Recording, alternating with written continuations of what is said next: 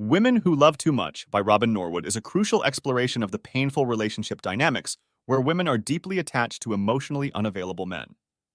The book details the psychological roots of these harmful relationships, often tied to unresolved childhood issues, and offers a guide for recovery. Through its chapters, Norwood outlines why these women feel compelled to fix their partners and the disappointment that follows when these efforts fail. This introduction to the summary highlights Norwood's insights and steps towards healing, focusing on self-growth and happiness for those who find themselves loving too much. Chapter 1. Loving the Man Who Doesn't Love Back. In the opening chapter, Norwood introduces the concept of women who love too much. These are women who develop obsessive feelings for emotionally unavailable men and mistake that obsession for love. They allow the obsession to control their emotions and behavior, even when they realize it's negatively impacting their well-being. The key problem is they equate feelings of love with feelings of pain and anxiety. Chapter 2.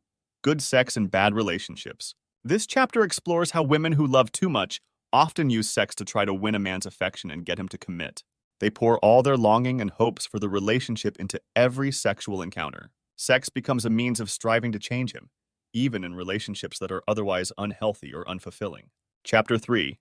If I suffer for you, will you love me? Norwood examines how women who love too much often believe that by enduring pain and suffering for a man, they can prove their love and devotion. They hope that their sacrifices will eventually be rewarded with the love and commitment they crave. However, this rarely works and only leads to more pain.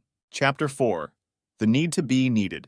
This chapter delves into how women who love too much often have a deep-seated need to feel needed by their partners. They derive a sense of purpose and worth from taking care of a man's needs, even at the expense of their own. This stems from childhood wounds and a belief that they must earn love by being useful. Chapter 5. Shall we dance? Norwood describes the addictive cycle that women who love too much often find themselves in. They are drawn to distant, troubled men and pour all their energy into trying to change and save them. When the man withdraws or mistreats them, they only try harder to win his love. It's a painful dance that repeats itself again and again. Chapter 6.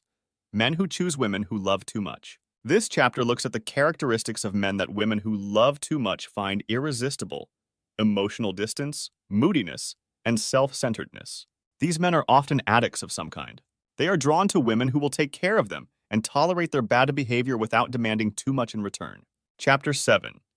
Beauty and the Beast. Norwood uses the metaphor of the fairy tale Beauty and the Beast to describe the fantasy that many women who love too much buy into.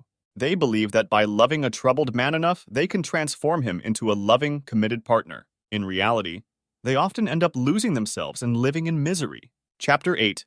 When One Addiction Feeds Another. This chapter explores how addiction often plays a role in relationships where women love too much. Many women who love too much are also struggling with addictions, such as alcoholism, drug abuse, or eating disorders. These addictions are often intertwined with their obsessive relationship patterns. Chapter 9.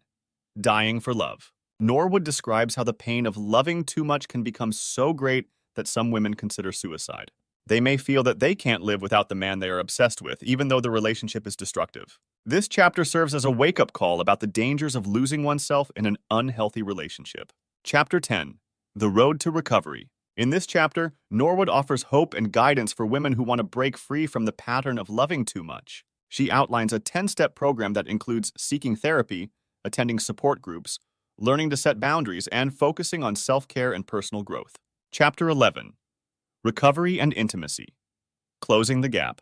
The final chapter explores what healthy love and intimacy look like. Norwood emphasizes that recovery is an ongoing process that requires patience and commitment. As women learn to love and value themselves, they become able to form relationships based on mutual respect, trust, and affection rather than obsession and control.